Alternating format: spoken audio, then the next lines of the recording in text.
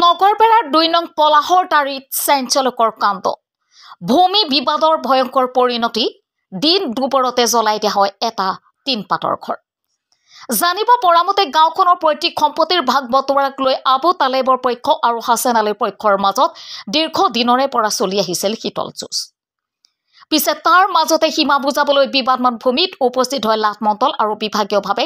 সীমাৰ খুঁটি পুতি মাটি বুজাই দিয়াৰ পাছত শুনানিৰ বাবে উভয় পক্ষক অফিচলৈ মতা হয় আৰু তাৰ পাছতেই ঘৰত কোনো নথকা অৱস্থাত জ্বলি উঠে আবু তালেব পক্ষৰ এটা তিনপাতৰ ঘৰ অগ্নিকাণ্ডৰ ফলত ঘৰটোৰ তিনপাতবোৰৰ লগতে ভিতৰত থকা বুজন পৰিমাণৰ কেঁচা চুপাৰীও ভস্মীভূত হয় প্ৰশ্ন হয় কোনে সংঘটিত কৰিলে এই দুষ্কাৰ্য সীমা বিবাদক কেন্দ্ৰ কৰি কোনোবা দুষ্ট চক্ৰই জ্বলাই দিলে নেকি ঘৰটো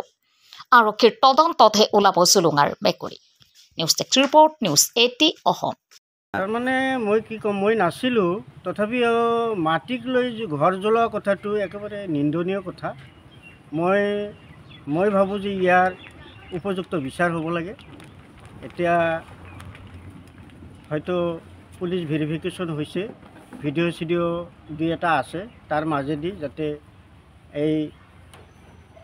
ঘৰৰ মালিকটোৱে যাতে চূড়ান্ত বিচাৰ পায় এইখিনি মোক ক'ব কাজিয়াখন কাৰ মাজত লাগিছে কাজিয়াটো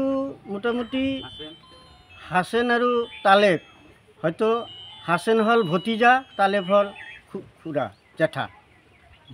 মানে এতিয়া কাৰ ঘৰ জ্বলালে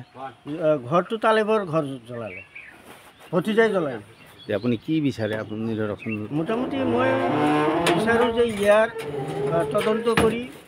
প্ৰশাসনে তদন্ত কৰি ইয়াৰ উচিত বিচাৰ যাতে এতিয়া ঘৰ জ্বলোৱাৰ ফলত কি ক্ষতি হ'ল ঘৰ জ্বলোৱাৰ পিছত মই যি দেখিলোঁ তাতে শুকান চুপাৰী আছে এইটো মই দেখিলোঁ তাতে শুকান চুপাৰী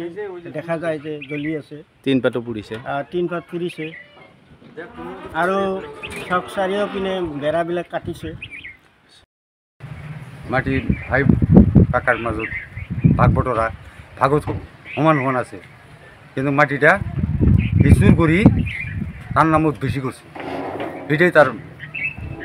বাহাদুৰি আর কি আমার ভাগত মাটি সমান আছে কিন্তু কাগজ কম আছে তার কাগজ বেশি আছে কিমান মাটি আছে আমার ভাগত আছে 1 বিঘা 1 কাঠা 18 লেচা আর সেইফালে তার মাটিটা আছে কাগজত 2 বিঘা 14 লেচা আচ্ছা কিন্তু মাটিটা সমান সমান লাগে হাসিম আলী পিতা হামিদ মুন্সি আহমদ আলী পিতা হামিদ মুন্সি একজনেরই চলি হ্যাঁ কিন্তু মাটিটা সমান সমান ল'ব সৰ্বজমিনে আমি সমান সমান ভাগ কৰি নিছোঁ এই 2 বছৰ কিবা 3 বছৰৰ মাজত এই ভাতিজা ল'ৰাটা ৰবিলে চলি ভাতিজা ল'ৰাটা এই নামজাৰি কৰিছে আচ্ছা হ্যাঁ নামজাৰি কৰাৰ পাছত মই ইমান চেষ্টা কৰিলোঁ 1 বছৰৰ মাজত ইমান চেষ্টা কৰিলোঁ যে মাটিটা আমাক আমাৰ ভাগৰ মাটিখিনি সেইখিনি সন্মতি নীতি মণ্ডল আনছে আৰু একদিন আনছিল ৰাস্তা দি জোখে তাৰপাছত রাস্তা জুখি সেনেকে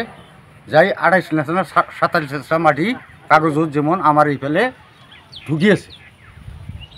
মাটি সমান আছে কিন্তু কাগজটা আমার ফালে সোমাই আছে খুঁটিতে পুতি দিব মই কলো যে খুঁটি পুতব নালাগে মই চাম তো অফিসত যাব লাগে ক'ত যাব লাগে 100 বছর হল মোর দখল তো এই নেইরু নহয় সেই কাগজটা করছে কিন্তু দখল আমার 100 বছর আমার 8 দিনের মাটি ইলা কি না বেচা মাটি নহয় ভাগ বতরা প্রত্যেক সম্পত্তি মই গেলো আমার চুলি দুটাও গেল আমি 3টে গুছি গেলো তার পাশে যাওয়ার পাছত যেতিয়া ঘর ঘড়ি দুটা গেল গরু আনবা এই গাই গরু আনবা গেল ঘরত নাই একদম ফাঁকা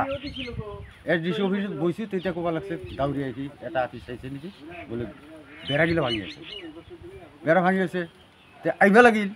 তারপরে আইলু আহি নগরপাড়া পার আগতে গেলে ঘরটাও জ্বালাই কোনে জ্বলাইছে এই হাসেন আপুনি দেখিছে মই তো আর থাকিলেও নগরপাড়া না আর ঘর পর কইছে যে আমার আচ্ছা আচ্ছা যে ভিডিওটা করছে নাতনি চুলি হি কইছে যে বলে কাইটা করলা বলে সেই মান্নান আছিল আর হাসেন আছিল হি জ্বালাই আর নগরপাড়া গুছি গেছে 10 মিনিটত আইছে আর 10 মিনিট এই মাটিক লৈ ঘৰ জ্বলোৱা কাণ্ড হ্যাঁ হ্যাঁ কি নাম আপোনাৰ নাম কি হ্যাঁ আপোনাৰ নাম আমাৰ নাম আবু তালেব